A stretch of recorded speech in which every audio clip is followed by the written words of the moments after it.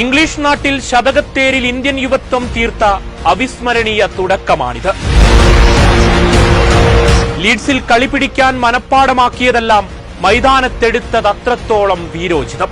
കോഹ്ലിയും രോഹിത്തും പടിയിറങ്ങുമ്പോൾ ശൂന്യമാകുമെന്ന് കരുതിയിടത്ത് നിന്ന് വരും കാലം ശോഭനമാകുമെന്ന് യുവത്വം ജ്വലിച്ചൊരു മറുപടിയും.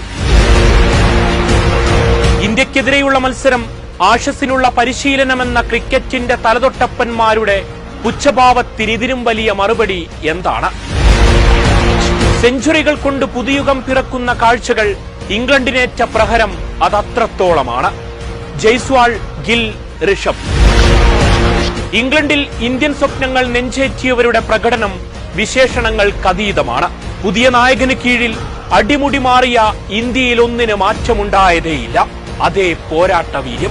പ്രിയപ്പെട്ടവർ കളി അവസാനിപ്പിക്കുമ്പോൾ ക്രിക്കറ്റിനെ ഇനിയും നെഞ്ചേറ്റാൻ ഒരു കാലത്തിന്റെ തുടക്കമാണിത്. 101 ജയ്സ്വാൾ ഒരുക്കി വെച്ചതിന് 147 നായകന്റെ പിന്തുടർച്ച. IPL വിധിയെഴുതി തളർത്തിയവർക്ക് മുന്നിൽ അതിർത്തി കടത്തി പന്തിന്റെയൊരു സെഞ്ചുറി ആഘോഷം. ഒടുവിലെ കൂട്ടത്തകർച്ചയിൽ പതറിയെങ്കിലും 471 കൊണ്ട് ലീഡ്സിൽ ഇന്ത്യയുടെ ഗംഭീര തുടക്കം.